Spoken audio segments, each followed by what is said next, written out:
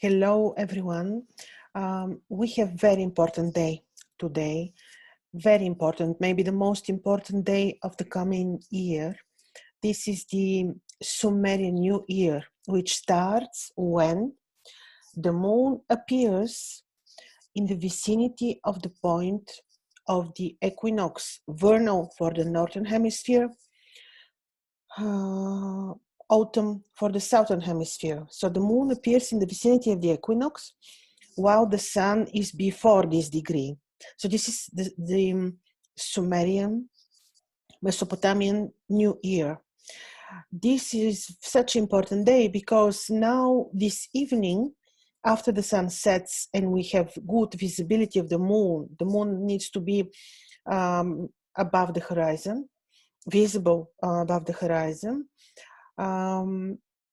This particular picture, what we will see on the sky, will describe for us the next year, how the year will look like from this moment until approximately next March of 2023.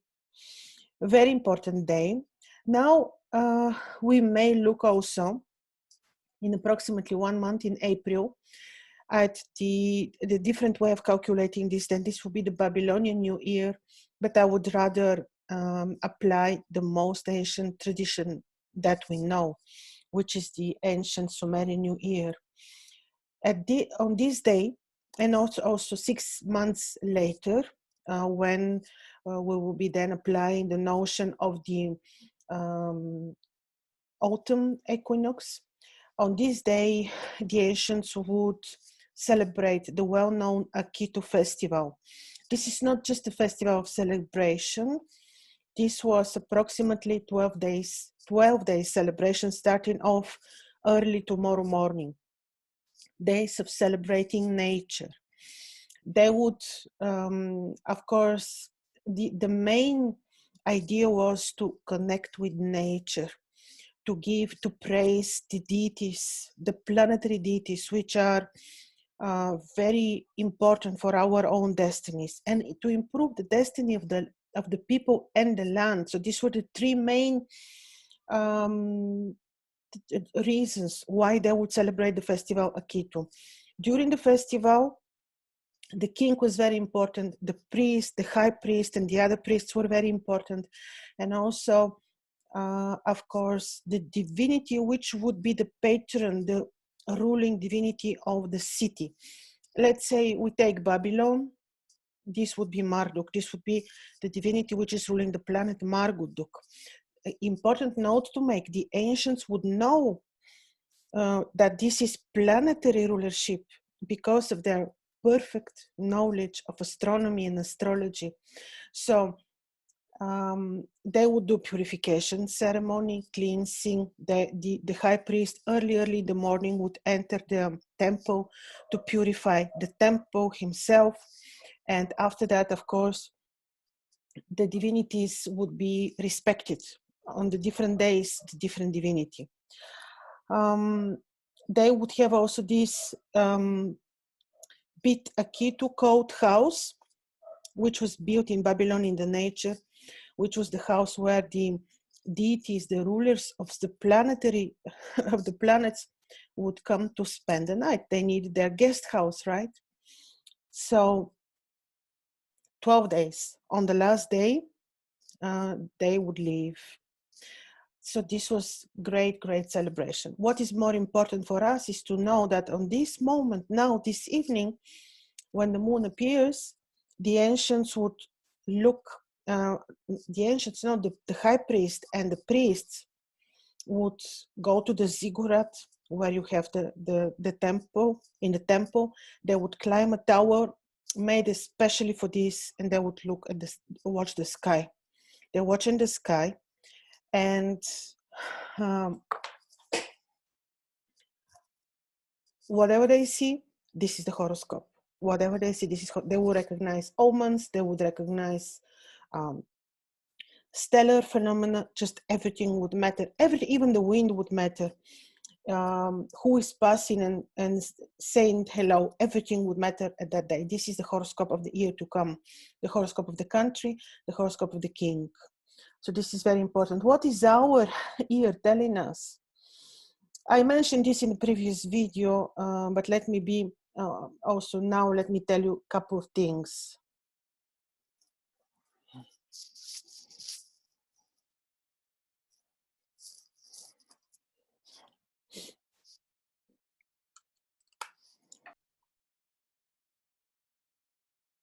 Oh yeah, sorry for I had the interruption. Now, what is very important? I've been telling you there are some additional factors which play a role in this situation, and these are the heliacal phases of the planets. The first heliacal phase, the first appearance of Mars. I've been telling you this in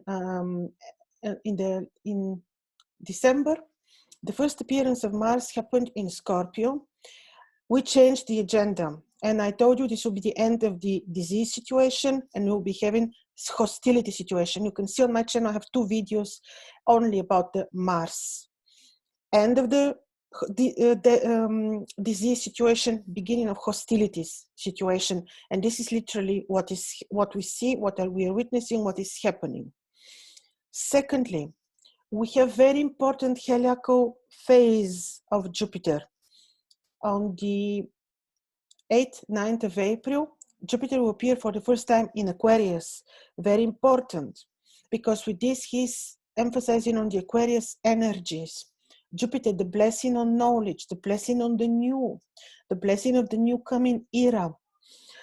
Also, what is here very important to understand is that if we look, and I look at both, further on, at the Babylonian New Year, the first appearance of the moon is not happening traditionally in Pisces.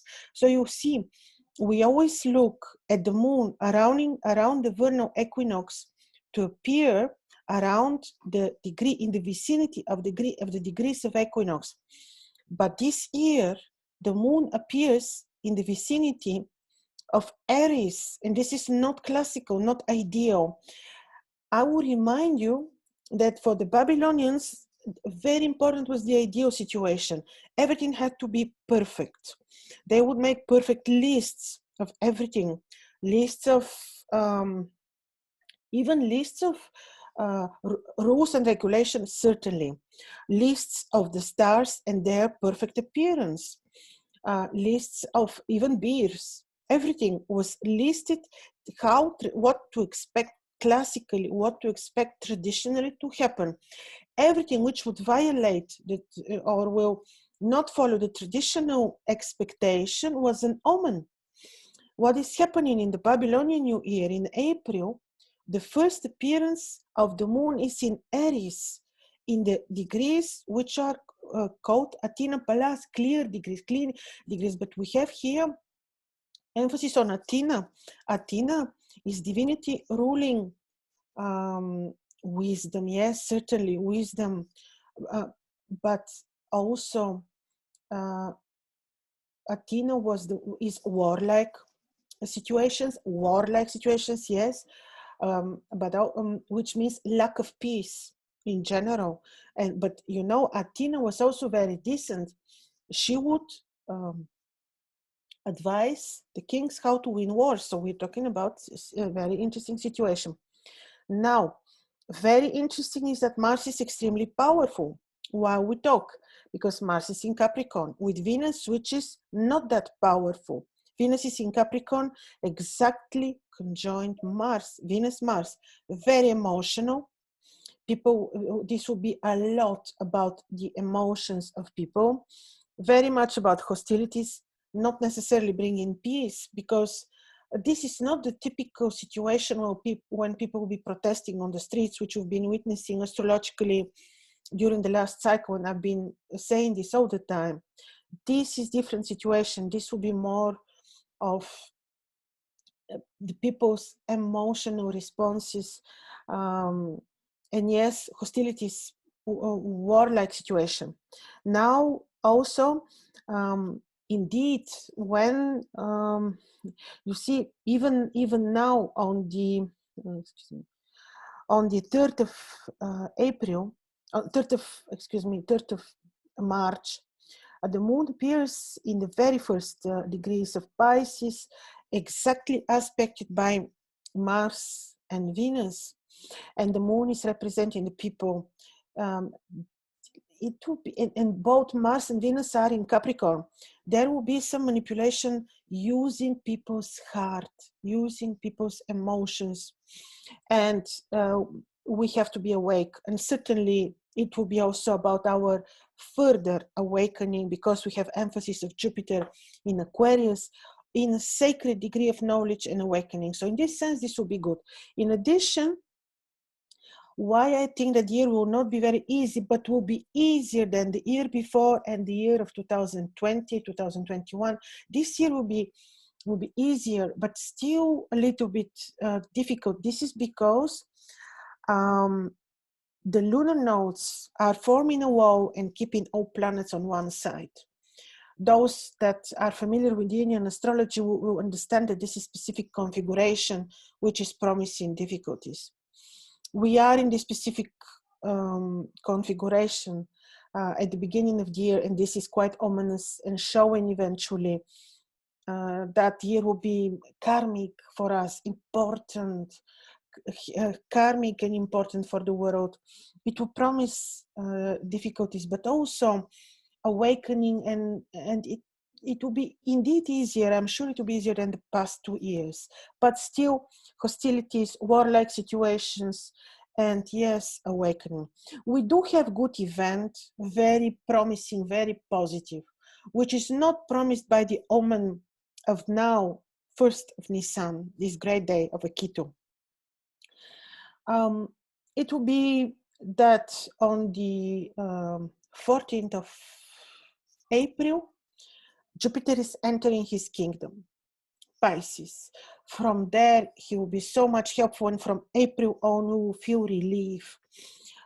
It will be much better, and you will see also softening of the warlike situation. This is for sure, because now Jupiter is invisible. When invisible, he cannot be helpful, but yes, he will become visible, and also in Pisces for 1 year. This is great, very helpful, very much blessing. It is really brilliant for us, for the people. He enters the place which is so important, the place of the vernal equinox, when we classically want to see the moon appearing. I will not now, I just give you these indications, but I will not be making reading for the 12 ascendants of the year, because I made it for the new year, and I did take into consideration this particular celestial configuration. So those of you who are still interested can see on my channel, I made the predictions for the year 2022 for each of the 12 ascendants. So it makes no sense to say it, to do it now too. Another important thing we have, this is that as we speak, we have conjunction of 2 invisible planets, very important, and these are Saturn and Mercury, which are conjoined in Capricorn. We are talking here about serious suppression of truth, serious suppression of speech, plans behind the scenes of governments, very, very severe. This will be present and existing also because at this day in particular, the planets which would be very responsible for our finances are not well enough positioned. This is not promising at all any improvement of the financial markets. Absolutely not. And I will remind you that in the year of 2021 and 2020, all eclipses took place, not all, but last year all. In the year of 2020, half of the eclipses took place on the axis of Scorpio Taurus. This would enhance and further financial situation, financial restructuring, changes of the financial situation of the world. And now it continues this way. They will be furthering the changes related to the finances of the world, and I don't see any of this until especially for the first 6 months of the year. because of this omen on this day, I don't see improvement of the markets.